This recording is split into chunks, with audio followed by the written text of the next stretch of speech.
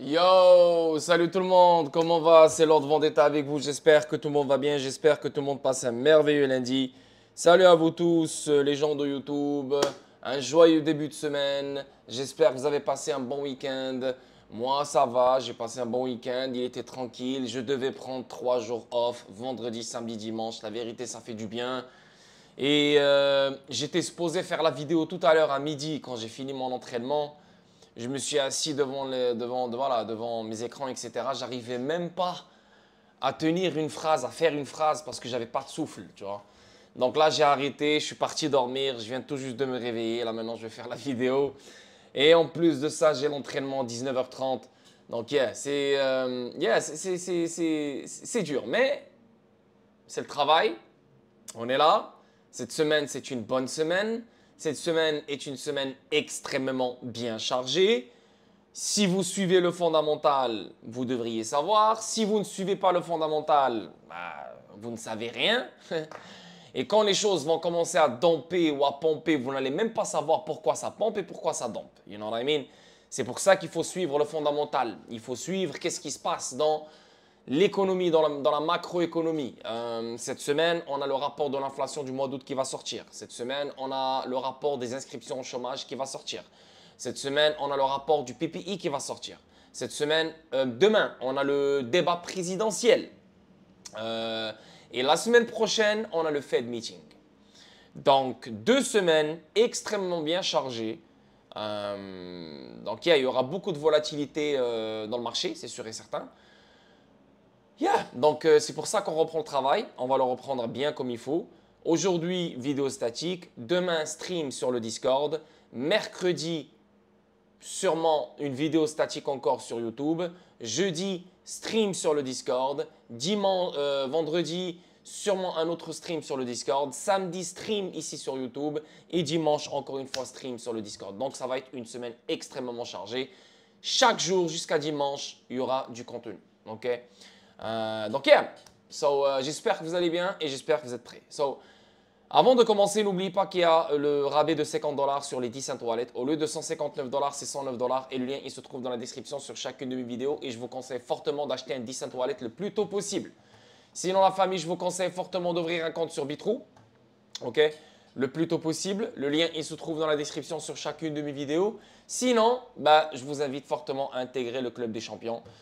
Une magnifique communauté. Le lien il se trouve dans la description sur chacune de mes vidéos. Ok, déjà, le souffle, putain. Eh ouais, parce que j'ai fait beaucoup de cardio aujourd'hui. Aujourd'hui, j'ai fait du vélo, 12 minutes. Et j'ai fait le rameur, 10 minutes. Donc, waouh, c'était très chaud. Donc, beaucoup de crossfit aujourd'hui. Et ce soir, je vais finir avec du kickboxing. Donc, la sèche, je vais bien sécher aujourd'hui. Mais ça fait partie du plan, ça fait partie du processus. Donc, anyway. On commence. La capitalisation boursière du XRP Ledger atteint un niveau record. Cela pourrait-il être une bonne chose? Bien sûr, bien sûr. Quand la capitalisation boursière de n'importe quel truc qui augmente, quand tu la vois augmenter, c'est une bonne chose. C'est parce qu'il y a de l'intérêt autour de cette chose. Il y a des transactions qui augmentent autour de cette chose. Tu vois ce que je veux dire? Donc oui, c'est une bonne chose quand tu vois la capitalisation boursière d'un asset qui augmente. Donc, le XRP Ledger, ce n'est pas un asset, bien sûr. Le XRP Ledger est un réseau, est un DLT. Mais quand on parle de capitalisation boursière du XRP Ledger, je ne sais pas si le XRP Ledger a une capitalisation boursière. On parle du XRP ici, tu vois ce que je veux dire? À part s'ils veulent parler de transactions sur le XRP Ledger qui ont atteint un niveau record ou un truc du genre, je suis d'accord. Mais XRP, c'est lui qui a une capitalisation boursière. Ce n'est pas le XRP Ledger. Les actions de Ripple, eux auront une capitalisation boursière. Ripple aura une capitalisation boursière parce qu'elle va partir dans le stock market. Mais le XRP Ledger ne peut pas avoir une capitalisation boursière. Bref, on va lire qu'est-ce qui va être écrit dans l'article. La capitalisation boursière de l'écosystème XRP Ledger est récemment tombée à 80 millions de $, marquant son point le plus bas depuis janvier 2022. OK. Donc, Arthur, PDG de XRP Market, a attiré l'attention sur ce record dans un article récent sur X. Il a noté que ce déclin met en évidence un moment important pour le XRP Ledger, soulevant des inquiétudes et ouvrant de nouvelles possibilités pour la plateforme. Ok. Kirjakulov a noté que même si certains pourraient considérer cette baisse comme alarmante, il est important d'examiner les facteurs sous-jacents qui contribuent à ce changement. De un, de quelle capitalisation boursière tu me parles? Jusqu'à date, je ne sais pas de quoi tu me parles. Tu me parles de 80 millions de dollars de market cap. Le XRP Ledger n'a pas de market cap. Est-ce que je suis fou, j'ai raté quelque chose ou j'étais dans le coma ou what the fuck? Là, on parle de XRP. XRP, oui, il a un market cap, je suis d'accord. Mais le XRP Ledger, depuis quand il a un market cap? Ok. Premier truc. Deuxième truc, il dit que c'est alarmant. Que la capitalisation boursière du XRP Ledger a baissé, donc elle a chuté à son point le plus bas depuis janvier 2022. Et c'est alarmant. Parce qu'il y a des personnes qui pensent que c'est alarmant. Donc lui, il dit que non, il y a des facteurs sous-jacents qui contribuent à ce changement. Donc il y a des changements sur le XRP Ledger et depuis longtemps, on voit que les changements sur le XRP Ledger continuent à s'accentuer. On a des nouvelles fonctionnalités qui s'ajoutent de plus en plus. Et juste dernièrement, on parle des contrats intelligents, chose qu'on pensait jamais voir venir sur le XRP Ledger. Et quand on parle de choses qu'on ne voyait jamais venir sur le XRP Ledger, on parle de contrats intelligents natifs. Parce qu'eux-mêmes, ils l'ont dit, on ne va jamais ajouter les contrats intelligents sur le XRP Ledger. Maintenant, ils ont peut-être trouvé une solution sans impacter le pouvoir du XRP Ledger. Et comme vous le savez, j'ai parlé de ça jeudi, il y a beaucoup de développeurs qui sont fâchés contre Ripple. Parmi ces développeurs-là, c'est Weston Wind, celui qui a créé Xoom, celui qui est derrière le XRP Ledger Labs, parce que lui, il est d'accord avec les hooks. David Schwartz, etc., ils ont dit c'est la sécurité qui passe avant tout. Donc, les hooks, ils ne sont pas très à l'aise. Donc, ils sont en train de travailler sur des contrats intelligents nativement implantés sur le XRP Ledger. Donc, oui, il y a des changements, je suis totalement d'accord. Mais on parle de capitalisation boursière. Comme sérieusement, même. Première fois j'entends ça. Il convient de noter que les 84,32 millions de dollars de capitalisation boursière de l'écosystème XRP Ledger représentent des projets sur le réseau XRP, notamment les NFT, les AMM et autres. Voilà, c'est ce que je disais tout à l'heure. Les transactions, tout ce qui se passe dans le XRP Ledger.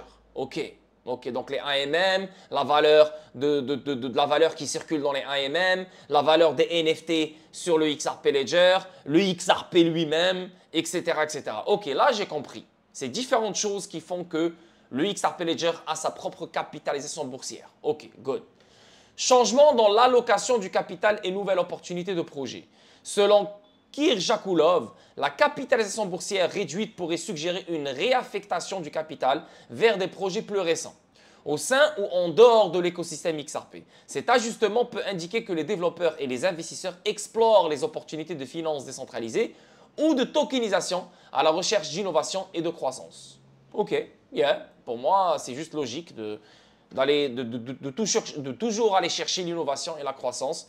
Et surtout quand on parle de DeFi, n'oubliez pas que le XRP Ledger est le premier à être exposé à la DeFi institutionnelle.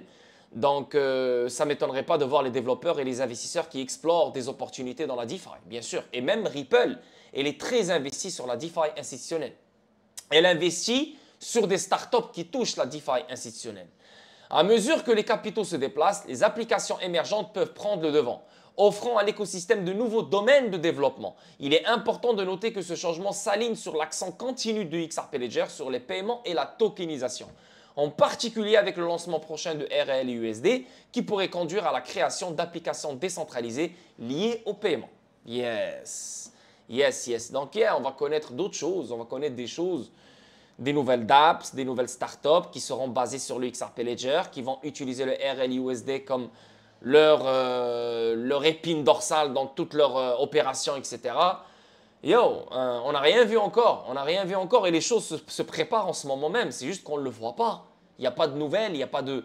Ça ne partage pas ces nouvelles-là parce que c'est en train de tester, c'est en train de collaborer, c'est en train de... Tu vois? C'est encore sur la table. Mais à un moment donné, il y aura une vague de nouvelles, une vague de folles nouvelles qui touchent des nouvelles industries, qui touchent des nouveaux écosystèmes, qui touchent des nouvelles utilités, qui touchent... Tu vois ce que je veux dire? Ça va être fou. Ça va vraiment être fou. Juste un petit moment, les gars, parce que je viens de commander de la bouffe. Donc, c'est sûr et certain que je vais descendre pour aller chercher de la bouffe. En outre, comme le note Kirjakulov, cette baisse de la capitalisation boursière reflète également des tendances plus larges sur le marché de la cryptographie, où les jetons de diverses blockchains ont connu des ralentissements similaires. Voilà, tu vois, quand on parle de capitalisation boursière, on ne parle pas que du XRP Ledger, parce que même moi j'étais étonné, j'étais comme what the fuck. On parle des tokens qui se trouvent sur ces blockchains-là. Et bien sûr, d'autres choses comme les AMM et les NFT quand on parle de XRP Ledger. Donc, oui, quand tu vois le marché, comment ça se passe maintenant dans le marché, ben là, tu vois que tout est en train de chuter. Là, bien sûr, on a eu un rebond sur BTC, BTC qui a touché le 53 000 et là maintenant un rebond vers les 55 452. On a XRP qui rebondit à 53,16. Donc, ouais, on a un petit rebond, tu vois. Mais les choses continuent à baisser, surtout pour les alts. Et les alts, depuis le mois de mars, elles sont en train de se faire démonter, tu comprends? C'est normal que la capitalisation boursière chute parce que la plus grande partie de cette capitalisation boursière vient du token de la blockchain. Et quand tu regardes le token de la blockchain, quand tu regardes la charte, ben, ça fait 5-6 mois qu'on est en train de chuter, donc c'est normal. Il convient de noter que la baisse de la capitalisation boursière n'est pas propre au XRP Ledger, car d'autres plateformes telles que Ethereum, Solana et Tron ont également été confrontées à des défis ces derniers mois. Voilà, c'est ça.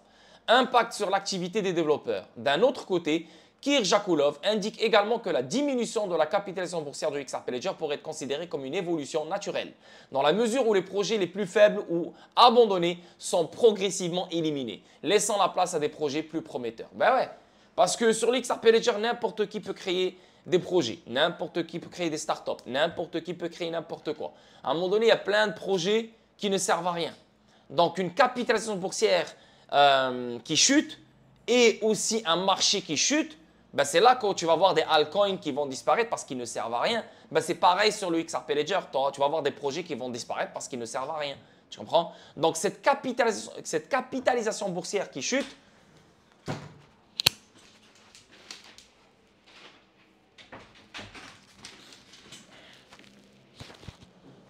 cette capitalisation boursière qui chute aide à filtrer ce qui se passe à l'intérieur de la blockchain.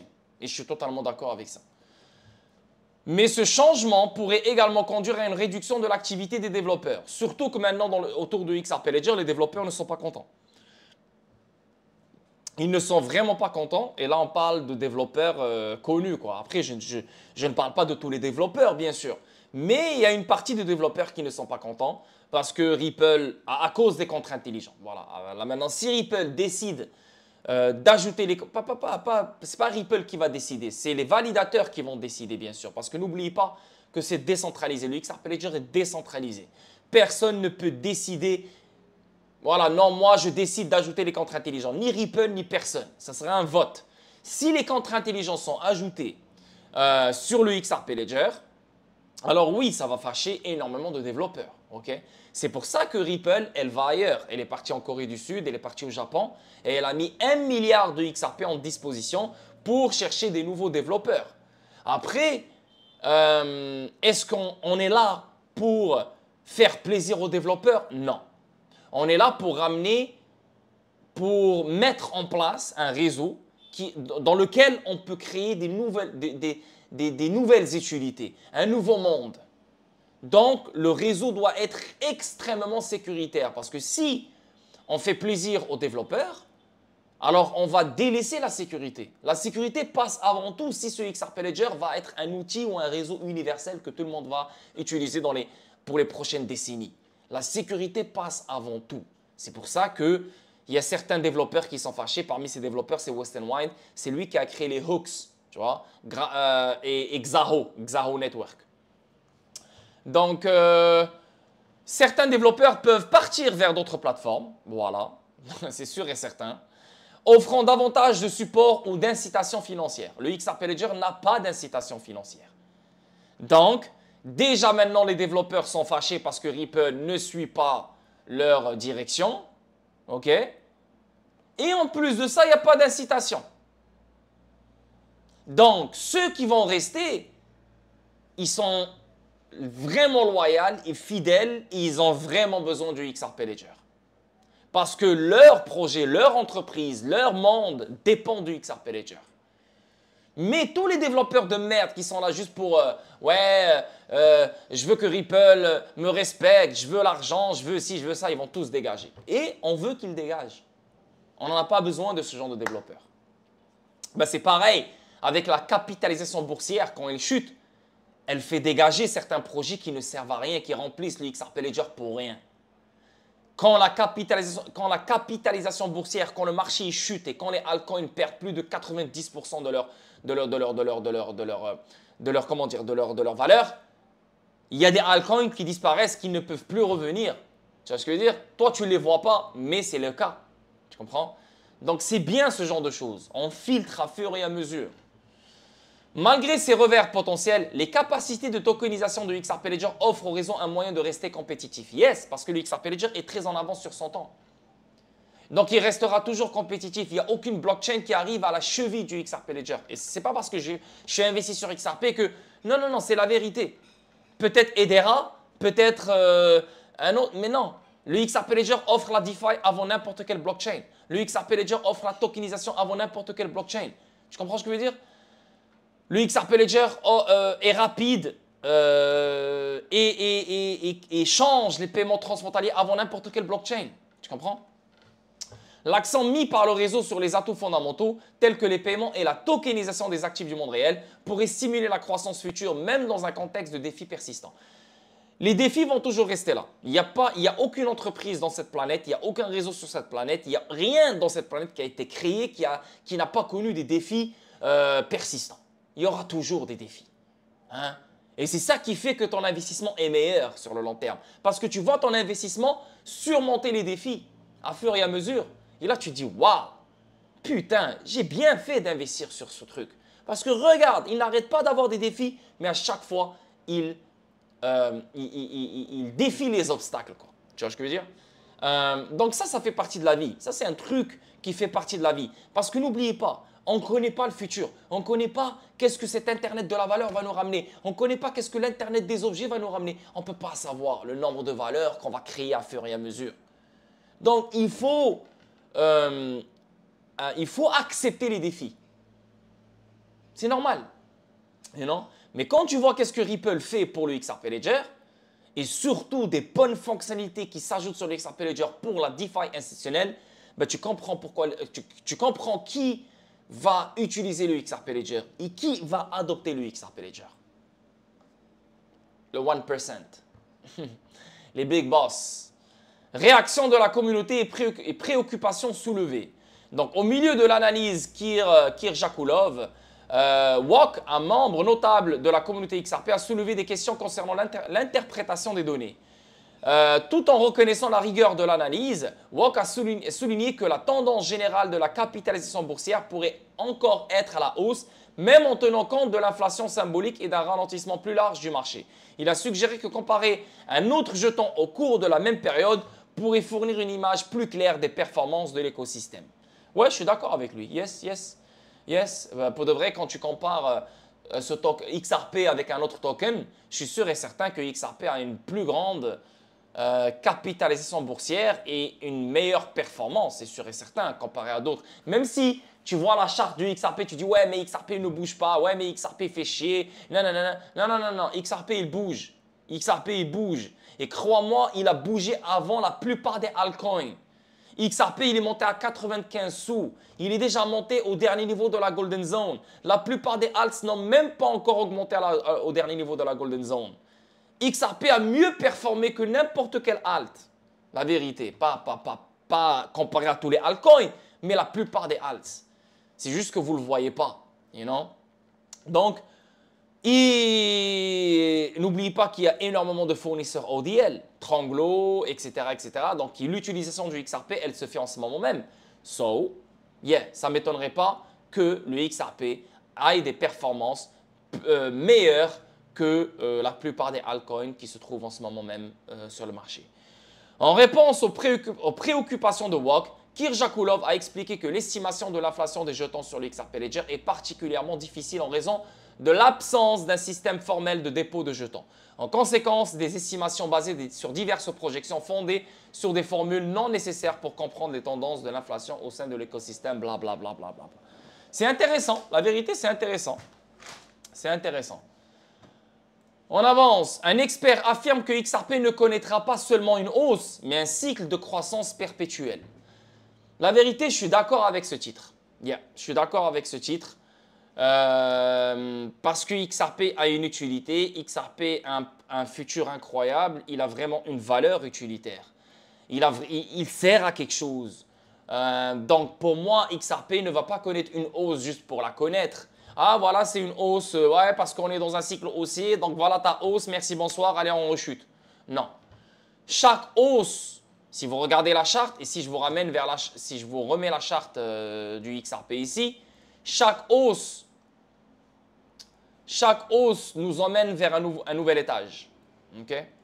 Chaque hausse nous amène vers un nouvel étage. Voilà, on était là au début. On était là au début. On a eu notre hausse. Mais cette hausse, ce n'est pas juste une hausse normale. C'est une hausse qui fait partie d'une croissance perpétuelle. Donc, on a consolidé, prochaine hausse. Tu vois? Donc, on n'arrête pas d'imprimer notre on n'arrête pas d'imprimer une croissance perpétuelle à fur et à mesure. Et c'est ce qui va se passer avec XRP. OK? Encore une fois, la charte, elle parle par elle-même. Première structure, la hausse. Deuxième structure, la hausse. Donc, c'est quoi ça? C'est une croissance perpétuelle. Mais non. XRP va continuer à augmenter à fur et à mesure. À chaque cycle haussier, XRP va monter d'un étage. Et là, maintenant, le prochain étage, c'est les deux chiffres. Voilà, le prochain étage. OK? Ça, c'est mon analyse, c'est comment je vois les choses, c'est mon opinion. Hein. Je ne suis pas en train de dire « ouais, c'est la vérité ». Je partage ce que je pense, c'est tout. Un passionné de XRP a déclaré que le XRP entrerait bientôt dans une trajectoire ascendante sans fin et a appelé la communauté à acheter la baisse. Une trajectoire ascendante sans fin. Calme-toi, descends d'un étage. Je suis le premier à parler en bien sur XRP. Je suis le premier à parler de 10 000, 20 000, 30 000, 40 000, 50 000 $ pour XRP dans les décennies à venir. Mais dire une trajectoire ascendante sans fin, calme-toi, je pense que tu fumes beaucoup de crack. Calme tes fesses un peu. N'oubliez pas qu'on est toujours dans des cycles de spéculation. Quand l'utilité va frapper, c'est déjà trop tard. Il n'y a plus d'argent à faire.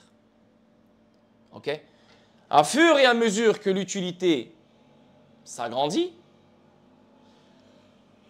la spéculation fera augmenter le prix pour qu'une fois que l'utilité sera, voilà, c'est fini, genre on doit utiliser XRP partout, nanana, le prix, il est déjà au niveau pour que cette utilité fonctionne bien comme il faut. Tu comprends ce que je veux dire? La spéculation à elle seule va nous rendre riches. Et la spéculation à elle seule va envoyer des XRP à des stratosphères incroyables avant même que l'utilité soit à 100% ou l'adoption soit à 100%. Tu comprends ce que je veux dire? Donc, quand on parle de spéculation, on parle de chute et on parle de hausse et on parle de crash et on parle de plein d'autres choses. Donc, dire une trajectoire ascendante sans fin, à partir de maintenant, genre, ou à partir de, je sais pas moi, de ce cycle haussier, on va faire que monter parce qu'il y a l'utilité. Non, ça c'est faux. L'utilité, elle est là. Mais est-ce que l'utilité est suffisante pour avoir une trajectoire ascendante sans fin? Non, non. Il n'y a ni l'adoption, ni la réglementation. On est toujours dans l'affaire juridique, etc., etc., etc. Je ne vais pas répéter tout ce que je vous explique sur chaque vidéo, tu vois. Donc, il y a beaucoup de travail. Mais dans chaque cycle haussier, XRP va profiter de l'opportunité qui s'offre à lui, donc une putain de hausse. Le seul moment où XRP n'a pas pu profiter du bull run, c'est parce qu'on était au début de l'affaire juridique. Décembre 2020, on a eu l'affaire juridique. 2021, c'était le bull run. XRP n'a pas eu le temps de faire ce qu'il voulait faire. Et directement après, on est rentré dans un bear market. Tu vois? Là, c'est autre chose. Là, on va rentrer dans un cycle haussier avec un XRP qui est en train de finir l'affaire juridique. C'est pour ça, revenons à la charte, on va connaître un truc comme celui-là. Est-ce qu'on va connaître un truc aussi puissant que celui-là? Ou est-ce qu'on va connaître un truc moins puissant que celui-là ou plus puissant que celui-là, je ne sais pas. Mais je m'attends à un 2 chiffres, minimum pour moi. OK? Donc, yeah. Cette soupe, hein, donc il parle de qui ici? Un expert prédit la montée en puissance du XRP. Dans une interview lors de la Blockchain Week d'Istanbul de cette année, Farina a déclaré que le XRP et le marché de la cryptographie connaîtraient un cycle haussier perpétuel. Quelle que soit la situation difficile actuelle du marché, il a noté que cela... Hein? Quelle que soit la situation difficile actuelle du marché? Mais non, mais qu'est-ce qu'il dit ce gars-là? Il a noté que cela pourrait prendre un certain temps, mais que le marché connaîtrait le plus grand cycle haussier de l'histoire. Oui, le marché va connaître un putain de grand cycle haussier là, dans ce cycle haussier qui s'en vient. Rappelez-vous qu'est-ce que je vous ai montré il y a longtemps. Hein? Rappelez-vous dans le stream avec Jabba, hein? À chaque fois qu'on baisse les taux, malheureusement je l'ai effacé là, mais à chaque fois qu'on baisse les taux, hein, on connaît un cycle aussi extrêmement, un cycle aussi majeur. Ok? Et quand on baisse les taux, voilà, ça c'est le cycle haussier qu'on va connaître. Attends, je vais te montrer là. On a baissé les taux ici, je me rappelle. Et on a baissé les taux ici, je me rappelle. Si je ne me trompe pas. Et on a connu tout ça. Tu vois? Combien de 2009 à 2020? On a connu 10 ans, quoi. Ouais, 10 ans. 10 ans de pam. Oui, il y a eu des chutes, il y a eu des chutes, il y a eu des chutes. Mais la direction, c'était que le nord, le nord, le nord, le nord. Est-ce qu'on va connaître la même chose cette fois-ci? Peut-être pas, peut-être oui, peut-être que non, je ne sais pas. Mais on va connaître un putain de grand cycle aussi. Ça, je suis totalement d'accord. Ça va être la folie. Et c'est là où beaucoup de cryptos avec utilité vont vraiment très bien performer. Tu vois ce que je veux dire? C'est ce qu'on attend. Quoi d'autre encore? Mais là, ici, il te dit, ce que j'ai pas aimé, ici, il te dit, Farina a déclaré que le XRP et le marché de la cryptographie connaîtraient un cycle haussier perpétuel, quelle que soit la situation difficile actuelle du marché. Non, non, non, non, non. C'est que de la spéculation. Si le marché crash, ou si le Dow Jones, le S&P, le Nasdaq décide de fucking crash, bien comme il faut, je sais pas moi, un vrai crash, on parle de 40%, 30%, 50%, XRP est dans la merde. Il n'y a pas de cycle haussier perpétuel. Il est dans la merde, ça va chuter, ça va crash. Un 90%, un autre 80%, comme n'importe quel altcoin. Parce qu'on est encore sous la spéculation. Il n'y a pas encore, l'utilité n'a pas encore le monopole sur le marché. Mais rappelez-vous d'un truc, quand l'utilité prendra le monopole sur le marché, il n'y a plus d'argent à se faire. C'est fini. Donc, il faut embrasser la spéculation. Il faut aimer la spéculation. Parce que c'est la spéculation qui va te rendre riche. Les gens, ils pensent que c'est l'utilité qui va les rendre riches. Non. Nous, on est investis sur l'utilité. Parce que la spéculation qui sera sur ces actifs utilitaires sera une spéculation saine. Tu comprends?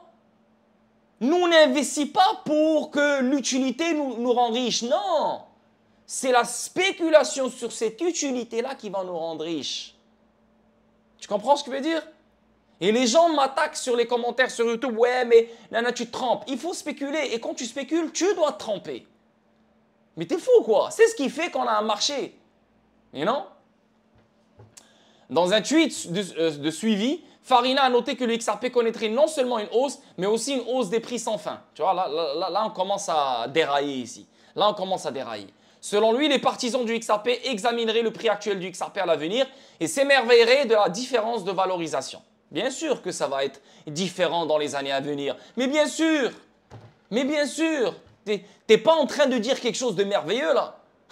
C'est juste normal. La demande va augmenter. Quand tu vois qu'est-ce que Ripple fait sur le XRP Ledger, c'est juste normal de se dire que la demande de XRP va augmenter. N'oublie pas que XRP est le carburant de XRP Ledger. Donc plus de transactions, plus d'appréciation pour le XRP parce que n'oubliez pas que n'importe quel gas fees vont être payés par XRP. C'est comme Ethereum. Quand tu veux faire une transaction, tu as besoin de gas fees en Ethereum. Ben, c'est pareil pour XRP Ledger. Tu as besoin de gas fees à payer en XRP. Donc, la DeFi institutionnelle, les CBDC, la tokenisation, etc. Donc, il y aura beaucoup de gas fees à payer en XRP. Donc, chaque chose que tu dois avoir et que tu dois faire sur le XRP Ledger, tu as besoin de XRP pour payer les gas fees. Non seulement créer les stablecoins, tu as besoin de XRP pour une garantie pour créer les stablecoins et plein d'autres choses. Tu vois, donc à fur et à mesure, la valorisation du XRP va augmenter, c'est sûr. Notamment, Farina n'a pas fixé d'heure pour cet appel. Cependant, il a laissé entendre à la communauté XRP comment se préparer à l'expansion parabolique sous-jacente. Je sais c'est qui Farina. Farina, c'est le grec là. Ah, je sais c'est qui là. Lui, c'est un vrai clown. Un vrai clown. Anyway. L'expert en cryptographie, ah oui, c'est un expert, a exhorté la communauté à continuer d'accumuler des actifs avec des cas d'utilisation réelle en prévision de la flambée des prix. Ceci est conforme au conseil d'un expert sur la diversification plutôt que d'investir uniquement dans le XRP. Farina a spécifiquement souligné les jetons qui sont en baisse de 20 fois par rapport à leur sommet historique, blablabla. Bla, bla, bla. En outre, l'expert a suggéré un déploiement lent et stratégique des fonds sur les actifs afin de les accumuler à un bon point d'entrée. Dans ce qu'il dit, je suis d'accord ici. Là, les altcoins, l'argent, elle est dans les altcoins. N'oublie pas que tu as passé 4 ans, 3 ans à étudier les tokens que tu possèdes. Quand ils étaient à leur all-time high, tu les as achetés. Quand ils étaient presque à leur all-time high, tu les as achetés. Tu t'en foutais que si ça chutait ou pas, tu t'en foutais. Tu dis non, je vais les acheter parce qu'ils ont une putain d'utilité. Tu les as achetés cher. Maintenant, les mêmes tokens que tu aimes, que tu préfères, sont 90% plus bas. Et tu ne veux pas les acheter. Tu as peur maintenant. Tu n'avais pas peur quand tu les as achetés au top, mais là, tu as peur quand ils sont au bottom.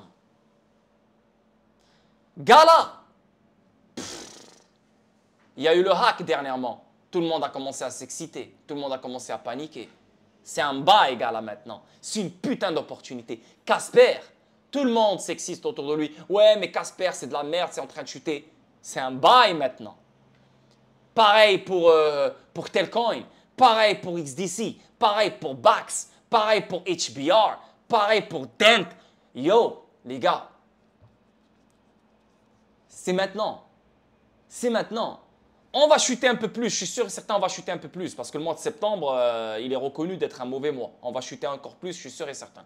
Déjà, j'ai eu raison avec la chute.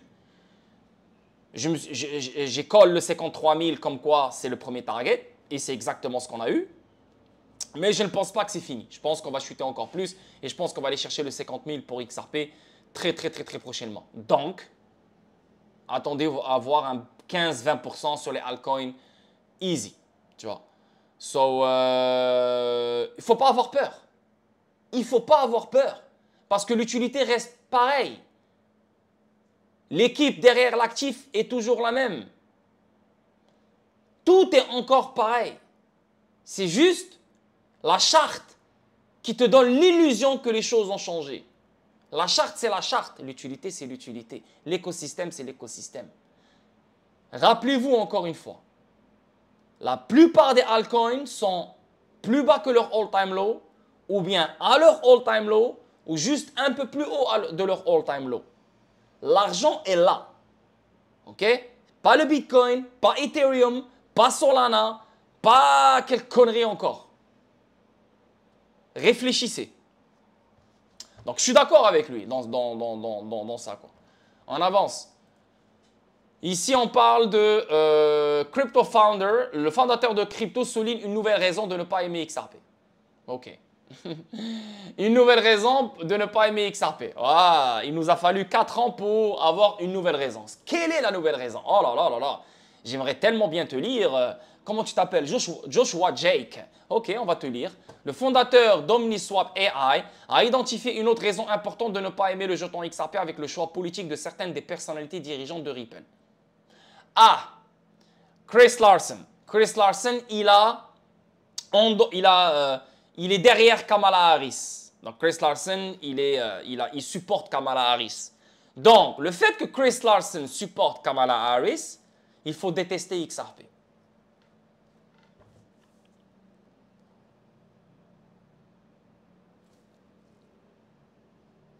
En tant que... regarde. On va dire que toi aussi, tu détestes XRP. S'il te plaît, sois honnête avec toi-même avant que tu sois honnête avec moi et avant que tu sois honnête avec n'importe qui. Sois honnête avec toi-même. Quand on te dit « je déteste XRP », tu t'attends à des arguments techniques, des arguments fondamentaux, des arguments solides, quoi. Tu vois? Jusqu'à date, il n'y a aucun argument, à part c'est centralisé. Ce n'est pas un bon argument. C'est une sécurité. Ce n'est pas un bon argument. La preuve, même la SEC n'a même pas fait appel sur ça. Donc, c'est quoi les arguments qui vous restent? Aucun. Zéro. Maintenant, qu'est-ce que vous sortez comme argument? Qu'est-ce que vous sortez comme raison? C'est Chris Larson, il supporte Kamala Harris, donc il faut détester XRP.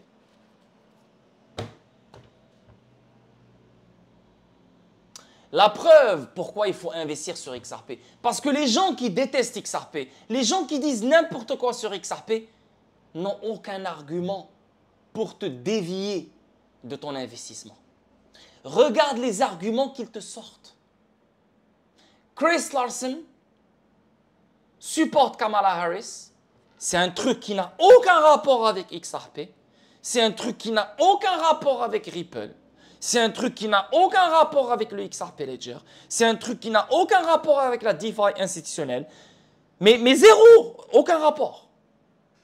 Mais il faut détester XRP, qui est un actif numérique, qui est un outil universel, qui est un outil financier qui va servir les banques, qui va servir les banques centrales, qui va servir les institutions financières, qu'elles soient démocrates ou républicaines, on s'en bat les couilles. Donc il faut détester XRP parce que Chris Larson endorse Kamala Harris. Si Chris Larson avait endorsé Trump, alors il faut aimer XRP. Regarde-moi la logique de teubé. Regarde-moi où on est rendu. Regarde-moi la mentalité des gens. Regarde avec qui tu es en train de te battre ici. Comment tu veux expliquer une utilité, un écosystème à des gens qui limitent XRP à un choix politique venant de Chris Larson? Incroyable. Incroyable. Je ne sais même pas quoi répondre à cet argument de merde, la vérité.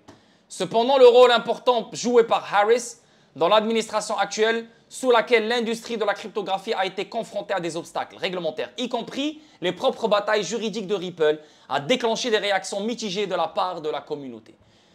Donc là, maintenant, les gens ils disent « Ah, c'est les démocrates qui ont bloqué XRP. C'est les démocrates qui ont bloqué Ripple. » Ben, si tu regardes sur papier, Gary Gensler est un démocrate, donc, et celui qui était à la Maison-Blanche, c'est un démocrate, donc oui, tu peux dire, ouais, les démocrates, c'est eux qui ont bloqué. Mais si les choses pompent bientôt, ah, ils vont dire, ah, c'est les républicains qui ont fait pompe le marché. Ben, c'est ce qui se dit en ce moment même. Trump va nous sauver, Trump va sauver la crypto, c'est grâce à Trump que XRP va fly, c'est grâce à Trump que... Non. Non, ce n'est ni grâce à Kamala Harris, ni grâce à Trump. Ce qui doit arriver va arriver. C'est un cycle. Quand on baisse les taux, après la première baisse de taux, on vit un certain crash dans les 6 à 8 mois après la première baisse de taux. Et une fois qu'on vit ce crash, on vit le cycle haussier. Et ce cycle haussier sera énorme. Pourquoi? Parce qu'on va faire un QE extrêmement fort. Plus fort que la dernière fois, qu'en 2008 et 2000, je sais pas comme, I don't know. Ça va être une folie. Donc, Trump ou pas Trump, la crypto va pompe. Mais les gens sont tellement cons et encore une fois naïfs, et ils tombent dans le piège encore, ils disent, ah,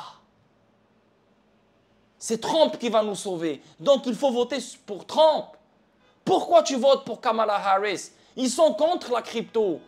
Ils ne vont rien faire pour la crypto. Non, frérot, ça c'est une illusion.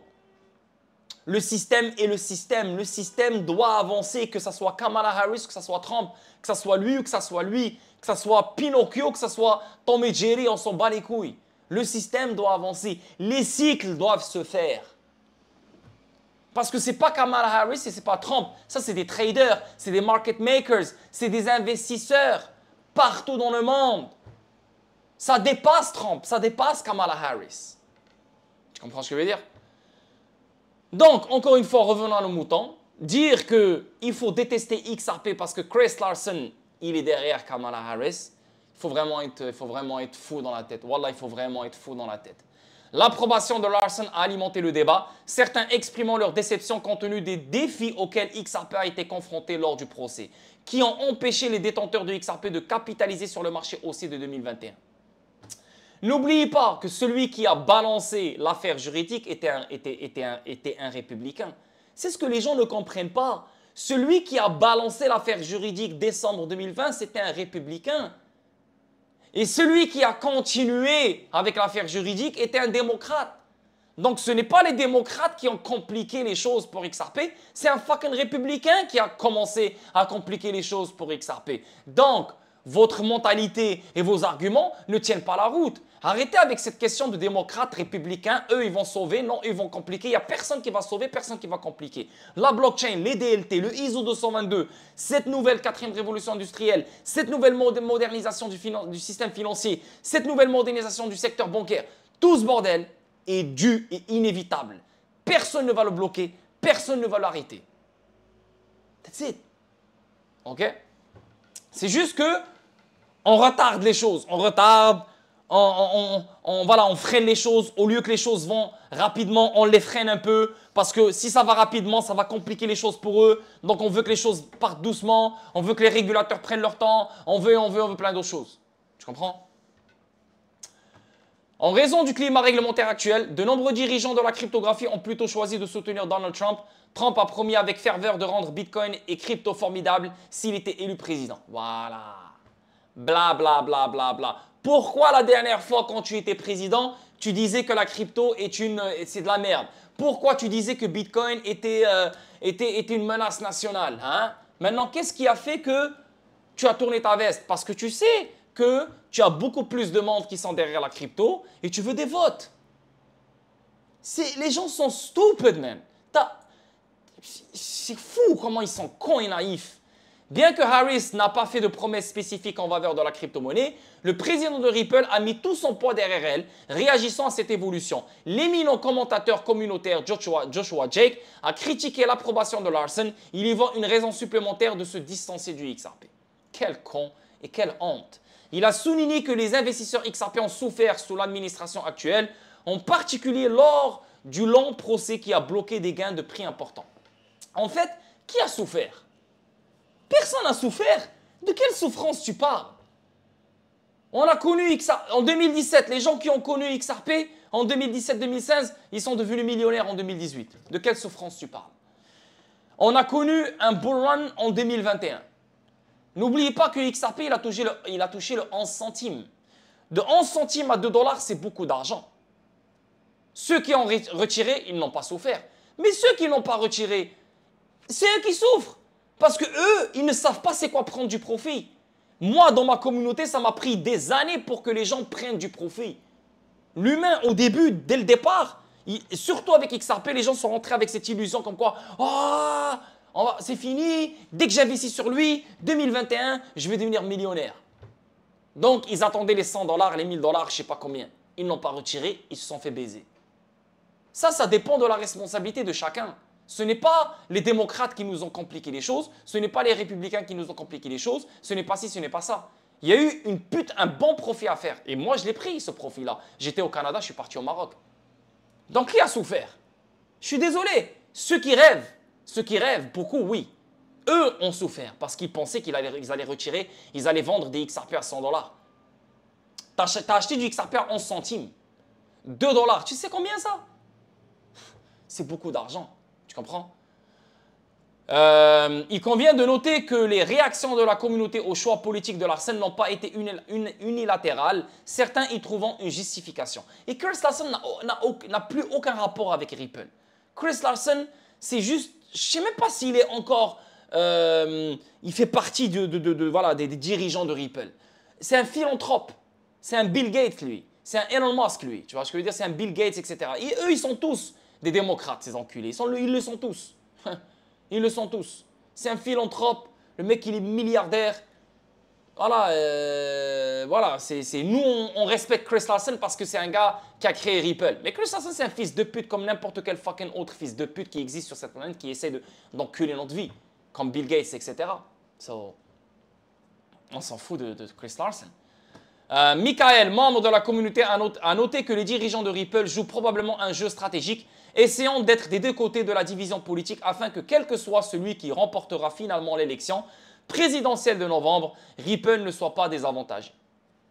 Tu vois, là on est rendu à dépendre d'un truc politique pour savoir si XRP va réussir ou pas. Et ça me rend vraiment triste. Ce commentaire gagne du terrain lorsqu'on observe que le directeur juridique de Ripple, Stewart Alderoty, soutient la candidature présidentielle de Donald Trump. Il a même fait don de 300 000 $ de jetons XRP pour soutenir la campagne de Trump. Tu vois, les choix politiques, c'est propre à l'humain. Lui, XRP, les dirigeants XRP ne sont pas humains. C'est une technologie universelle, neutre, qu'aucune juridiction ne contrôle. Que tu sois républicain ou démocrate, qu'est-ce qu'on s'en bat les couilles? Que tu sois communiste ou socialiste, qu'est-ce qu'on s'en bat les couilles? C'est fucked up. Anyway, on avance. BitBoy, hein, celui-là, hein, je pense que lui, il a sombré dans la cocaïne, il a sombré dans le crack, il a sombré dans... Et je vous l'avais dit il y a longtemps, sa chute va être dégueulasse. Et pour de vrai, je lui souhaite pas, je ne lui souhaite pas le mal. Je ne souhaite pas le mal à je veux dire, je souhaite le mal à personne, la vérité. Je le connais pas et je veux que du bien pour lui. Je m'en bats les couilles. Mais comment il parlait et comment il se prenait pour l'invincible, comment il se prenait pour le roi, pour ci, pour ça. Je suis désolé là, mais on voyait sa chute venir. Et sa chute, elle était dégueulasse. Le mec, il a quitté sa femme, il a laissé ses enfants, il est tombé dans la cocaïne, il est parti chercher une pute, il est sorti avec elle, il a même marié, je sais pas qu'est-ce qu'il faut avec elle. Bref, gros délire. Gros fucking... Il a perdu sa chaîne YouTube. Bonne chance. Pour de vrai, bon courage, BitBoy. Mais, même si je te dis bon courage et même si je te dis bonne chance, ça se voit que tu es pire qu'avant. Parce que juste avec tes titres, ça se voit que tu n'as pas encore ta tête, BitBoy. Ça se voit que ta tête, elle est encore rouillée. Ça se voit que c'est la drogue qui parle à ta place. BitBoy insiste sur le fait que la norme ISO 222 a été conçue pour XRP. Oh my God, man. Oh my God. Et alors, je veux juste savoir qu'est-ce qu'il a mangé ou qu'est-ce qu'il a sniffé ou qu'est-ce qu'il a fumé avant de dire cette bêtise. Parce que là, c'est un autre niveau de bêtise. Là. Comme moi, je suis un investisseur sur XRP, j'aimerais bien me faire influencer par ce genre de titre, comme la plupart des gens que vous voyez sur Twitter. J'aimerais bien. C'est tellement joli. Oh, la norme ISO 222 juste pour XRP. Oh my God, ouais, c'est facile. Mais non, on est des investisseurs, on n'est pas des clowns. On est des investisseurs, on n'est pas des rigolos ici. Donc, on investit sur du vrai. Et on se base sur du vrai. Et on essaie de chercher l'info qui est vraie. Pas l'info qui te fait rêver. La norme ISO 222 est une norme, est une nouvelle norme qui doit être adoptée par toutes les institutions financières du monde. Okay? Cette norme a rapport avec les messages. Okay? Quand on fait des paiements, il y a toujours un message qui accompagne le paiement. Okay? Là, c'est une nouvelle norme de message. C'est une nouvelle norme d'écrire les messages et d'accepter les messages et d'envoyer les messages. Okay? Donc, XRP n'envoie pas de messages. XRP est un véhicule, est un actif qui déplace la liquidité, qui ramène de la liquidité, qui est un bridge currency. Donc, il n'y a pas de message là-dedans. Okay? RippleNet est un réseau qui accueille des messages, qui envoie des paiements avec des messages. Swift, c'est pareil. Le XRP Ledger, pareil. N'importe quel réseau, pas actif. Les actifs ne sont pas des réseaux. Donc, ils n'accueillent pas des messages. Ils n'envoient pas de messages. Les actifs, c'est des actifs. Mais le réseau dans lequel l'actif a été créé, lui, il est compatible ISO 222. Donc, ce que BitBoy il est en train de dire, c'est de la foutaise. Si BitBoy est intelligent ici, il va dire que l'Interledger Protocol a été conçu pour le XRP. Parce que Ripple continue à nous dire que l'Interledger Protocol n'est pas fait pour le XRP. Et c'est hypocrite de leur part, parce que l'Interledger Protocol, c'est les autoroutes pour XRP. Même si on peut transférer n'importe quelle valeur sur l'Interledger Protocol. Mais ça a été conçu pour XRP, mais ils ne vont jamais le dire. C'est ce que BitBoy aurait dû dire, pas le ISO 222. Donc là maintenant, ça l'a rendu encore plus stupide. Un imbécile de premier plan, la vérité. Juste qu'il reste à sa place et qu'il ferme sa gueule. ISO 222 développé pour XRP. Pff, quelle connerie. La discussion a commencé avec Armstrong, admettant qu'il n'y avait rien de tel que les pièces ISO 222. Il n'y a pas de pièces ISO 222. Arrêtez avec ça. Indiquant que classer les crypto-monnaies comme conformes à la norme ISO 222 est totalement fausse. Il a révélé qu'il croyait initialement à ce concept, mais qu'il avait découvert plus tard qu'il était incorrect. Néanmoins, il a souligné que XRP est la seule crypto-monnaie qui devrait être classée comme pièce ISO 222. Oh my god, oh my god, oh my god, oh my god. Mais il est fou lui, mais il est fou. Je suis sûr qu'il se drogue avant de parler. Je suis sûr. Parce que ça, c'est une réflexion de drogué, ça. Le commentaire d'Armstrong a déclenché une réaction de la part de Sam qui a soutenu qu'il n'y avait rien de comparable à la pièce ISO 222. What the fuck? De quoi il parle? Il a suggéré que le concept ISO 222 n'est pas un système de classification cryptographique, mais une norme de messagerie. Putain, le mec, il se répond à lui-même. Une norme de messagerie pour les transactions financières. Ok. Selon Sam, les crypto-monnaies comme XRP peuvent décider de se conformer ou non à la norme ISO 222. Mais comment tu peux décider que XRP va être conforme à la norme ISO 222? Comment? Explique-moi comment. Comment? Explique-moi comment. Comment tu peux décider de conformer XRP à la norme ISO 222? Explique-moi comment tu peux faire. Mais ces deux gars-là s'en foutent, BitBoy et Sam, mais c'est des cinglés. Sam a indiqué que la conformité ne confère pas à l'actif le titre de pièce ISO 222. Fait intéressant, Armstrong a accepté cette explication mais a soutenu que le système avait été construit en pensant au XRP. Ça, je suis d'accord. Yes. Mais quand on parle du système que Ripple met en place. RippleNet, Interledger Protocol, XRP Ledger, pas le système mondial. Cette position soutient que les développeurs d'ISO 222 ont construit le système de messagerie mondiale pour s'aligner sur la technologie XRP. Non. Le ISO 222, en fait, c'est pas quelque chose de nouveau, la norme ISO 222. Il y a eu des ISO, ça fait des décennies qu'on a des ISO. À chaque décennie, pas chaque décennie, mais à chaque cycle ou chaque décennie, on a un nouveau ISO qui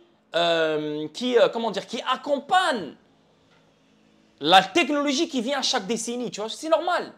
Donc là, on a une nouvelle norme qui va être compatible avec la 4e révolution industrielle, qui est les DLT. N'oublie pas que Ripple est le premier membre DLT dans le ISO 222. Tu vois, on ne dit pas XRP, on ne dit pas XDC, on ne dit pas XLM. On dit Stellar, on dit Ripple. Donc oui, le ISO 222 accueille les fintechs, que eux ramènent des technologies qui seront compatibles avec la norme ISO 222. Donc, ça veut dire que le système traditionnel pourrait utiliser ces fintechs-là qui ramènent ces technologies-là grâce à la norme ISO 222. Tu comprends ce que je veux dire? Parmi ces technologies venant de ces fintechs, c'est les réseaux qui détiennent des tokens qui offrent certaines utilités. Tu comprends? Mais ce n'est pas des tokens d'ISO 222. Combien de fois on a parlé de ça, putain? Yo. Ripple CTO confirme que XRP n'a aucun... Oh, merci. Ripple CTO confirme que XRP n'a aucune relation avec ISO 222. Mais oui! Aucune fucking relation! RippleNet et le XRP Ledger ont une relation avec le ISO 222, mais pas XRP. Arrêtez avec ces conneries-là.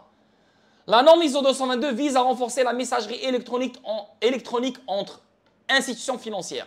Il modernise la manière dont les institutions peuvent envoyer des messages. C'est exactement ce que je vais t'expliquer au début. C'est exactement ce que je t'ai expliqué. Au paiement, lié au paiement. Cette initiative a été introduite au début des années 2000 et a connu un énorme succès dans le secteur financier traditionnel. Tu vois? Donc, il n'y a pas d'XRP qui va se faire utiliser dans le ISO 222 et ça n'a aucun rapport avec le ISO 222. C'est les messageries. XRP n'envoie pas de messages. Putain, c'est simple à comprendre. Putain, wow. On avance. Ici, ça dit que il y a quelque chose de big qui s'en vient pour XRP. Je sais pas c'est quoi cette chose-là là, qui vient pour XRP.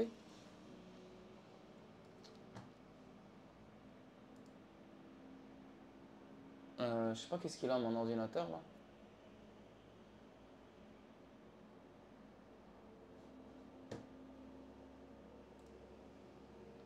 Je sais pas qu'est-ce qu'il a mon ordinateur. Il bloque là. Attendez un moment les gars s'il vous plaît. What the fuck? Non, tout va bien. J'ai l'internet, j'ai tout. Yo. Ok. Juste un petit moment les boys. Uno momento, uno momento. Uno momento. Marché il est en train de pomper un peu. Nice. Il a 55 600. Comme vous pouvez voir ici sur le Bitcoin. Donc le Bitcoin, il est en train de pomper maintenant. N'oubliez pas que mercredi, il y a les données de l'inflation. Demain, il y a le débat présidentiel. Donc, yeah. So, il y aura de la volatilité dans les deux sens. Dans les deux sens, vers la hausse et vers la baisse. Ok. Là, on est sur le weekly. Le weekly n'est pas joli. Hein. Le weekly n'est vraiment pas joli. Là, on a touché le 53 000, le 52 800. C'est normal qu'on a ce petit rebond. Mais si tu vas dans les petits time frames sur le daily, ça ne m'étonnerait pas de voir un pump vers les 58 000 hein, ou vers les 58 400 dernière fois avant de rechuter. Parce que c'est ce que je pense. Je pense qu'on n'a pas encore fini de chuter. Je pense qu'on peut faire un truc comme ça. Et hop, bouh, on rechute pour aller chercher le 50 000. Tu vois?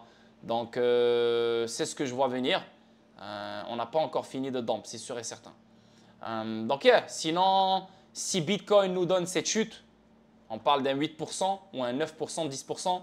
Alors attendez-vous à avoir des altcoins qui vont perdre un bon 20, un bon 15 à 30% de leur valeur. Ok? So, juste soyez prêts. On est le mois de septembre. Le mois de septembre est reconnu d'être un mauvais mois. So, ne vous laissez pas vous influencer par ce genre de pompe. Hein. Ça, c'est des petits pompes pour aller chercher plus de liquidité pour chuter plus bas. Hein. Donc, juste faites attention. Faites attention si vous avez des trades. Yeah. Voilà, tu vois. Ça, c'est une demand line, tu vois. Ça, c'est une ligne de demande. Ça, c'est un train de demande.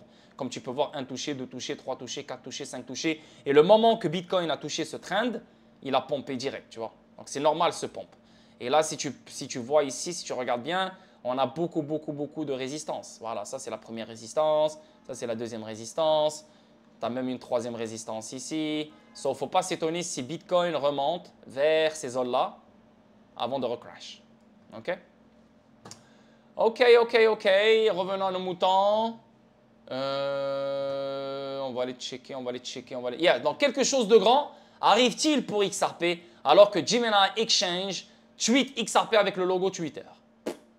OK. Donc, Gemini, une bourse de premier plan basée aux États-Unis, a récemment déclenché une conversation animée sur le XRP sur la plateforme de médias sociaux X. Donc, qu'est-ce qu'ils sont en train de nous dire ici? Est-ce qu'il y a quelque chose qui s'en vient pour XRP? C'est ça, XRP? OK. Pas de rien, ça c'est juste de la... Ça c'est de la merde, ça. Il n'y a rien qui va venir pour XRP, il n'y a que dalle. Il y a un appel qui s'en vient venant de la SEC, tu vas voir. Il y a un XRP qui va descendre vers les 30 centimes, tu vas voir mon gars, il y a rien qui s'en vient. Les partisans du XRP ont spéculé sur les implications de cette publication, s'appuyant sur les espoirs antérieurs selon lesquels XRP pourrait un jour intégrer XRP en tant que... Ah, selon lesquels X pourrait un jour intégrer XRP en tant que système de paiement. Ben, X va être un système de paiement comme PayPal, comme n'importe quel autre système de paiement.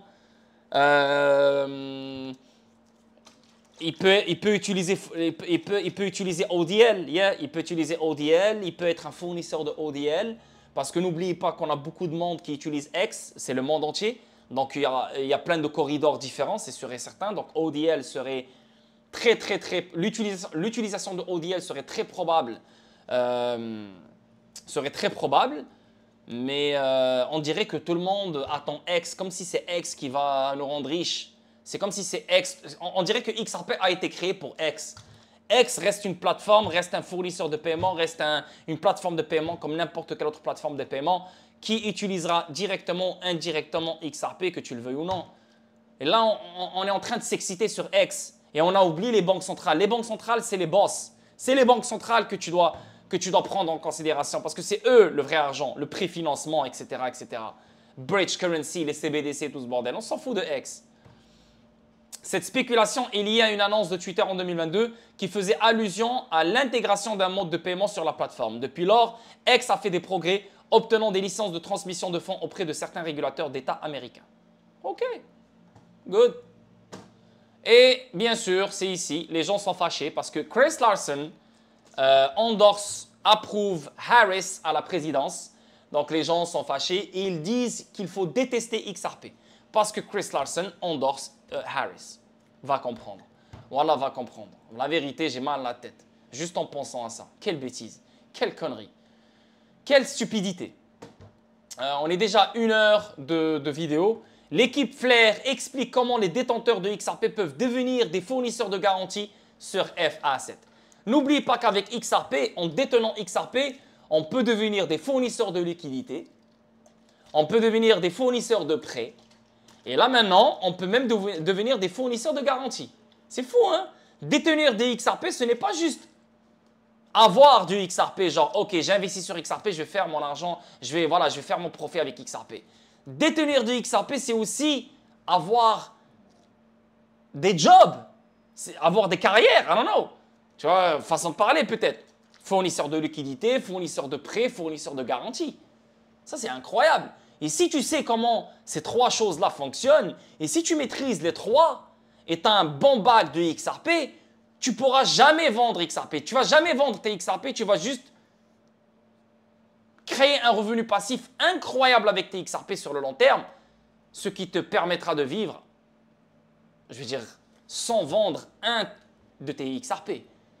Après, est-ce qu'on est immortel? Est-ce qu'on va vivre jusqu'à... Est-ce qu'on a 500 ans à vivre? Non. Non. À un moment donné, tu vas pas amener tes XRP avec toi au paradis ou à l'enfer, tu vois ce que je veux dire? Mais, en devenant un fournisseur de liquidité, un fournisseur de prêt, un fournisseur de garantie, tu peux te créer un putain de revenu passif qui peut te mettre bien toi et ta famille sans vendre un XRP. Mais il faut un travail, il faut un investissement, il faut prendre le risque, il faut être prêt et conscient de perdre quelques XRP pour comprendre ce game. Moi, la vérité, j'étais le premier à dire « Ouais, je vais être un fournisseur de liquidité, ouais. » Mais là, c'est devant moi et je m'en fous. Parce que mon caractère s'en fout. J'en ai pas besoin. Je veux être un investisseur traditionnel, un investisseur simple. C'est un actif qui a une utilité. Je mets mon argent dessus. Une fois que je touche mon target, je prends mon profit, je recule. J'ai mon trading, that's it. Moi, je pense que j'ai ce qu'il faut pour sécuriser ma vie. Et bien sûr, avec les métaux précieux. Je ne suis pas attiré par ce genre de truc. Même si c'est malade, c'est quelque chose de fou. Crois-moi, c'est quelque chose de fou. Et ceux qui vont s'y intéresser vont faire tellement d'argent et ils vont connaître des choses qu'on ne va jamais connaître. Tu vois ce que je veux dire? Donc, je pousse les gens à aller tester ce genre de choses et à aller vraiment s'y intéresser. C'est juste que moi, j'ai conscience de qui je suis et ça me va. Voilà. Je pense que je fais mon argent bien comme il faut. J'ai mes investissements. J'ai un futur incroyable si je reste en vie, si je reste en santé, grâce à mes investissements. Donc, je n'ai pas besoin d'aller chercher plus loin. Je m'en bats les couilles, la vérité. Alhamdoulilah. OK, comme on dit. Mais c'est intéressant ici. Fournisseur de garantie. Ça, c'est nouveau. Donc, l'équipe Flair Network partage un guide sur la manière dont les détenteurs de XRP peuvent devenir des fournisseurs de garantie au sein du projet FA7. Donc, le système FA7, actuellement en phase bêta, est conçu pour apporter des capacités de finance décentralisées et de contrats intelligents à des actifs qui manquent traditionnellement de ces fonctions telles que XRP, BTC, Doge et LTC. Donc, les FA7, c'est FXRP, FBTC, FDoge, FLTC. Donc, c'est le même XRP, c'est le même Bitcoin, mais ils sont enveloppés pour être utilisés dans le réseau Flair. Okay? Donc, on peut utiliser XRP comme garantie dans le réseau Flair. On peut utiliser Bitcoin comme garantie dans le réseau Flair. Mais pour l'utiliser comme garantie dans le réseau Flair, il faut l'envelopper. Donc, il va devenir FXRP, FBTC. Cela ouvre de nouvelles possibilités aux détenteurs de ces crypto-monnaies, leur permettant de participer à divers protocoles DeFi en frappant leurs tokens sur le réseau Flare. Comment devenir un fournisseur de garantie? Dans un guide vidéo, l'équipe Flare a expliqué comment les utilisateurs, en particulier les détenteurs de XRP, peuvent devenir des fournisseurs de garantie sur la plateforme FA7. Donc, il y a une vidéo ici et tout. Je vais la mettre sur le Discord. Vous aussi, vous pouvez aller sur le compte X de Flare. Là, vous allez la voir vous-même. Les participants peuvent commencer le processus en accédant au site web FA7 où ils peuvent consulter divers pools, y compris la valeur totale verrouillée, l'historique des transactions et leur position actuelle au sein de l'écosystème. Nice. Donc, gagner des récompenses en tant que fournisseur de garantie. Ben, c'est pareil, fournisseur de liquidité, tu vas gagner des récompenses. En fait, c'est la volatilité qui va devenir un yield. Donc, la volatilité va devenir un rendement. Tu vois? Tu fournis de la liquidité et quand les marchés bougent, cette volatilité devient un rendement. Pareil avec les prêts, pareil avec les garanties. Donc, plus tu restes actif au sein de ces pôles de garantie, pôles de liquidité, pôles de prêts, plus tu feras. Mais bien sûr, il y a une stratégie ici à mettre en place. Les FA7 gagnent du terrain. Le projet FA7 est un élément crucial de la mission du Flare Network visant à améliorer l'utilité des jetons du contrat non intelligent. Dans un contexte d'adoption accrue, le Flare Network a vu plus de 937 000 XRP être émis le premier jour de test. En utilisant FA7, les participants peuvent créer des jetons comme FXRP sur le Flare Network. Ces jetons émis peuvent ensuite être utilisés au sein de l'écosystème Flare pour une gamme d'applications financières décentralisées, notamment les prêts, le jalonnement et l'agriculture de rendement. Yes, c'est magnifique. Flare, ça sera un complément incroyable pour les tokens utilitaires qui n'ont pas de contrat intelligent. Vraiment, ça va ramener plus d'utilité, plus de valeur, plus de ci, plus de ça. Magnifique. Le PDG de Ripple révèle le calendrier du lancement du RLUSD. Donc, c'est quand qui compte le lancer? Ok. Le RLUSD en phase de test bêta car Ripple expérimente en privé le stablecoin. Un rapport de CryptoBasic a montré que Ripple avait frappé. Nanana. Ok, mais il n'y a pas de date. Il n'y a pas de date. Moi, je pense que le stablecoin ne va pas sortir maintenant. Hein. L'attente d'un stablecoin natif sur le XRP Ledger pourrait se terminer en un rien de temps après que le PDG de Ripple, Brad Garlinghouse, ait fait une mise à jour encourageante sur le stablecoin. Garlinghouse a ajusté le calendrier du lancement du RLUSD, notant qu'il sera lancé plus tôt que prévu. Ok, donc within weeks, not months. Weeks, on peut dire 12 semaines, mais ça reste 3 mois. On peut dire 20 semaines, mais ça reste 4 mois, 5 mois. Tu comprends ce que je veux dire? Au lieu de dire 5 mois, on peut dire ouais, 20 semaines. Et toi, tu vas penser, ah, c'est une question de semaine. Mais frérot, ça reste une question de mois aussi. Je pense pas. Je pense pas qu'on va voir un stablecoin qui va sortir dans quelques semaines. I don't think so. Je pense que le stablecoin va sortir quand l'affaire juridique va vraiment finir et quand ils seront certains que la SEC ne fera pas appel ou quand la réglementation va sortir ou n'importe. Je ne pense pas qu'ils vont sortir un stablecoin maintenant. Là. Parce que s'ils sortent un stablecoin maintenant, là, même s'il n'y a rien de mal, la SEC peut profiter de ça pour continuer son affaire juridique. La vérité. C'est ce que je pense. Ripple, là on parle du IPO, donc n'oublie pas que Ripple va finir par être public, donc n'oublie pas que c'est une entreprise privée, donc elle va devenir publique un jour, que vous le vouliez ou non, mais il y a des étapes à faire, il y a des étapes à surmonter. Parmi ces étapes-là, c'est l'affaire juridique, bien sûr, on doit finir une bonne fois pour toutes avec cette affaire juridique, et là on pourra parler IPO. Ripple exclut l'ouverture publique initiale IPO aux États-Unis. Ok. La communauté XRP ne verra pas l'introduction en bourse de Ripple aux États-Unis car Brad Garlinghouse a exclu la possibilité d'un tel événement. Ah, ça c'est fou ça. Ça, je voyais pas venir ce truc-là pour de vrai. Je voyais pas venir ce truc-là, mais est-ce qu'on va vraiment croire Brad Garlinghouse? Parce que Brad Garlinghouse, il a dit plein de fois, plein de choses, juste pour mettre pression sur la SEC ou sur les investisseurs ou sur les acteurs important dans le système. Donc, c'est comme si on leur met pression. Ah, il n'y aura pas de IPO aux États-Unis. Ah, on ne va pas ouvrir nos bureaux aux États-Unis. Ah, on ne va pas faire ci. Ah, on ne va pas faire ça. C'est comme on essaie de faire peur. Tu comprends ce que je veux dire? Et ça, c'est une stratégie. Maintenant, une compagnie américaine qui ne fera pas IPO aux États-Unis, en tant que chevreuil, je vois ça illogique. Pour moi, ce n'est pas logique. Donc, je pense que Ripple, d'après mon analyse, finira par faire IPO aux États-Unis parce que c'est une compagnie américaine. Le PDG de Ripple, Brad Garlinghouse, a anéanti les espoirs de la communauté XRP d'une introduction en bourse imminente. Imminente, ça c'est... Les gens qui pensaient qu'une introduction en bourse était imminente, c'est des gens fous. C'est des gens fous. C'est des gens fous. Les gens sont malades. On est toujours dans une affaire juridique. On n'a toujours pas de réglementation. On a plein d'autres conneries et tu parles de IPO, mais vous êtes malade dans la tête. Garlinghouse a clairement déclaré mercredi lors de la semaine coréenne de la blockchain que Ripple Labs ne poursuivrait pas l'introduction en bourse aux États-Unis. Le patron de Ripple a cité un environnement réglementaire peu clair comme la force motrice de sa position.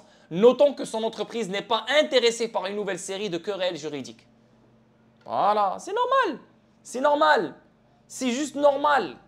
Garlinghouse a déclaré que la crise réglementaire évoquée par la SEC des États-Unis sur les crypto-monnaies dans l'État avait découragé des initiatives telles qu'une introduction en bourse parmi les sociétés de crypto-monnaies, y compris Ripple. Garlinghouse avait auparavant accepté l'idée d'une introduction en bourse excitant la communauté XRP avec un récit. Selon un rapport précédent, le patron de Ripple avait évoqué une possibilité d'introduction en bourse en dehors des États-Unis, mais n'avait pas entièrement exclu une réplique dans le pays. Ben, je suis d'accord. La réglementation qui fait chier, la SEC qui fait chier. Donc, normal que le patron de Ripple dise ce genre de choses. Mais le patron de Ripple, sa job est faire peur, mettre pression. Hey, vous voulez vraiment qu'on dégage d'ici? Hein? Vous voulez vraiment qu'on dégage d'ici? Vous voulez vraiment qu'on fasse le IPO ailleurs? Donc, vous allez rater beaucoup d'argent, vous allez ci, vous allez ça, vous allez ça, vous allez ça. Donc, on met pression, on fait peur. Donc, Brad Garlinghouse, il sait ce qu'il fait ici. Mais moi, je pense que le IPO de Ripple se fera aux États-Unis. Il faut juste que la réglementation voit le jour. Et c'est ce que je pense qui bloque tout ce bordel. Et c'est juste une question de temps. Le PDG de Ripple décourage les investissements américains. Le PDG de Ripple Labs a en outre conseillé aux sociétés de crypto-monnaies visant à pénétrer le marché américain de reconsidérer leurs décisions, car les politiques en matière d'actifs numériques étaient encore floues. Selon lui, opérer dans le pays était un stratagème pour engager davantage de frais juridiques.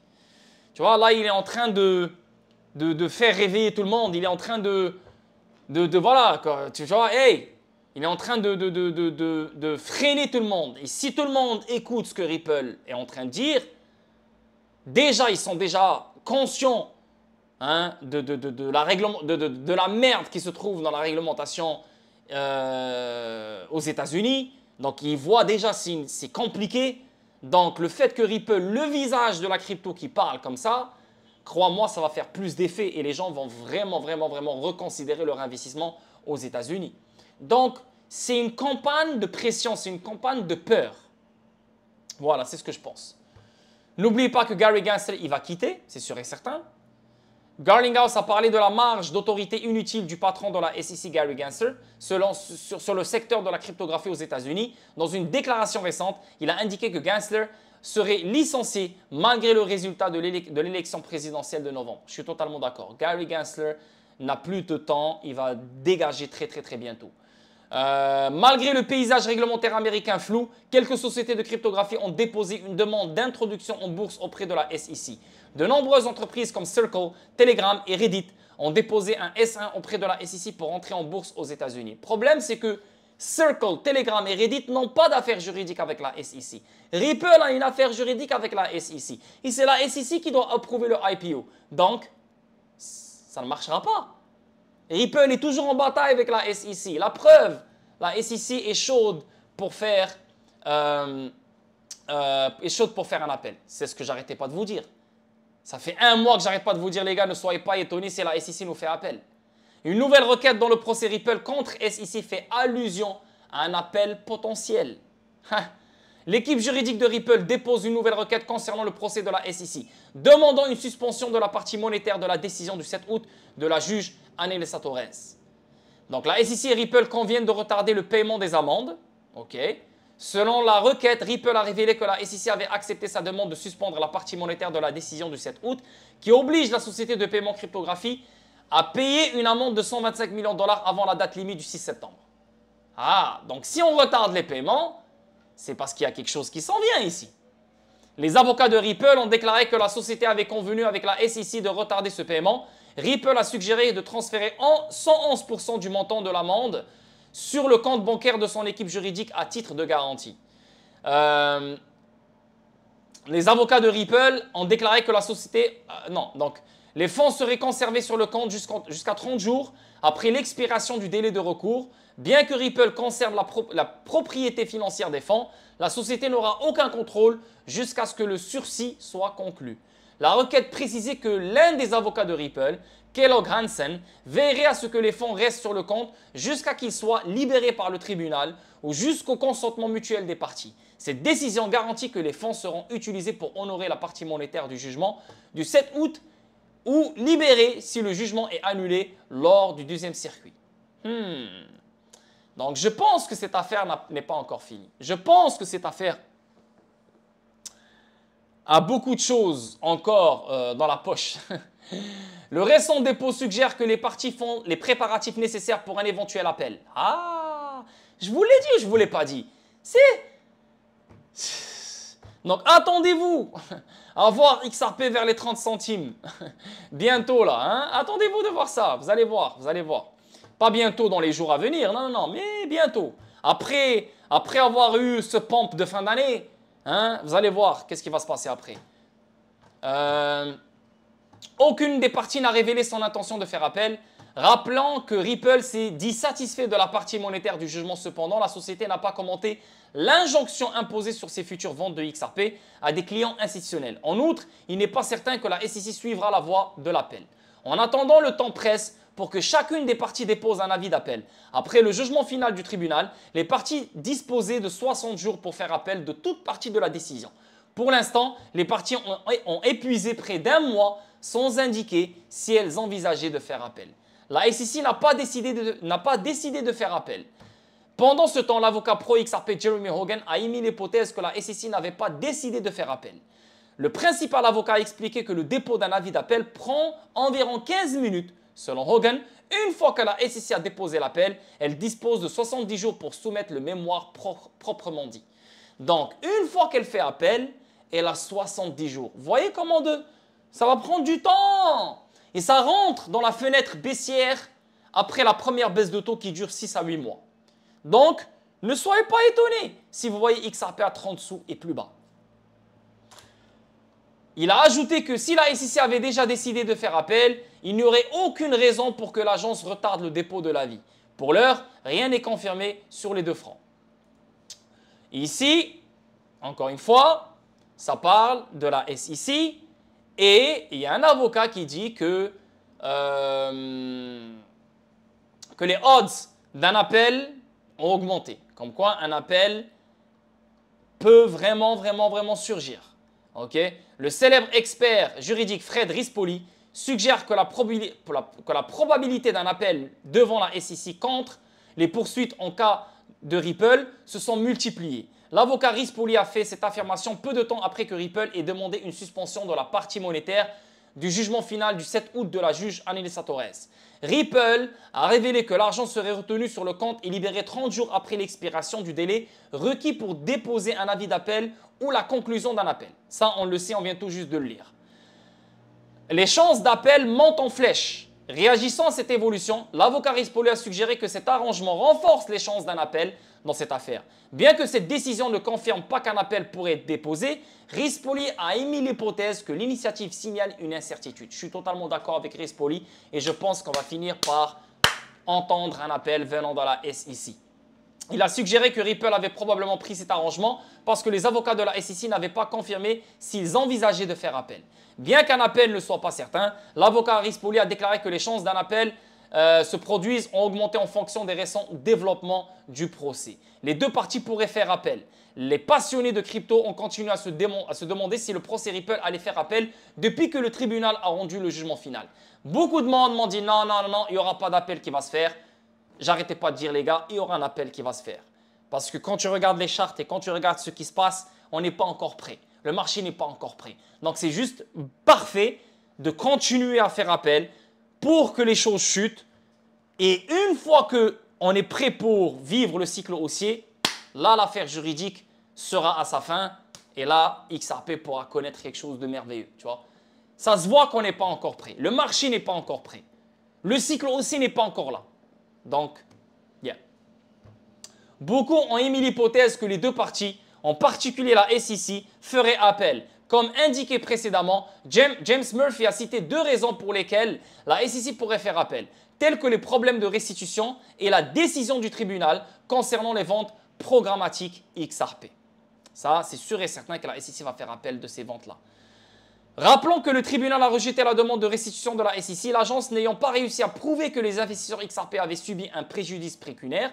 La SEC a également perdu le jugement sommaire relatif à la décision de vente programmatique XRP. Selon Murphy, les deux décisions pourraient avoir un impact sur d'autres affaires liées à la cryptographie déposées par la SEC. Par conséquent, l'agence pourrait faire appel pour annuler ces décisions. De même, plusieurs experts juridiques estiment que Ripple pourrait également faire appel du verdict en raison de l'injonction imposée sur ses futures ventes de XRP à des clients institutionnels. C'est exactement ce que je vous ai dit, mot pour mot. Ripple a encore augmenté les chances d'un appel potentiel lorsqu'il a salué la partie monétaire du verdict, mais a ignoré l'aspect de l'injonction. Moi, je pense qu'on va vivre un appel des deux côtés. Un appel venant de la SEC et un appel venant de Ripple. Et pour finir, un expert déclare que l'appel dans l'affaire Ripple n'entravera pas les performances du XRP lors de cette course haussière. Je suis d'accord. Je suis d'accord avec ça. Pourquoi? Parce que XRP a raté le bull run en 2021 parce que c'était quelque chose de nouveau. On venait de lancer l'affaire juridique. Personne ne savait à quoi s'attendre. Oh my God, est-ce que XRP est vraiment une sécurité? On voyait les partenaires on voyait les échanges qui délistaient le XRP et tout et tout. Donc non, il y avait une peur. Normal que XRP avait raté le bull run en 2021. Maintenant, c'est l'effet contraire parce qu'on est en train de finir l'affaire juridique, même si on fait appel. On est en train de finir l'affaire juridique. Pendant cette affaire juridique qui a duré 4 ans, ça nous a prouvé que Ripple est une vraie compagnie, le XRP Ledger est un vrai réseau, c'est un vrai DLT et le XRP est un vrai token avec une vraie utilité. Donc la confiance, elle est beaucoup plus forte qu'en 2020, qu'en 2019. L'utilité, elle est beaucoup plus forte qu'en 2020, qu'en 2019. Et aussi, la SEC ne fait plus peur comme elle faisait peur en 2021 et en 2020. Tu comprends ce que je veux dire?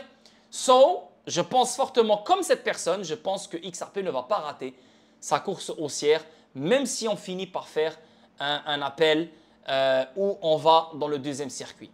Et moi, je pense que cette affaire juridique va finir avant qu'on commence le cycle haussier, ou elle finira au bottom du crash que je vois venir avant le cycle haussier.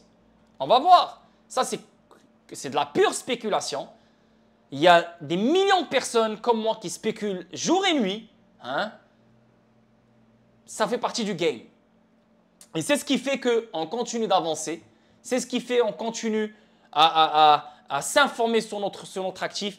Et c'est ce qui fait qu'on continue à y croire et à tenir. Tu comprends ce que je veux dire?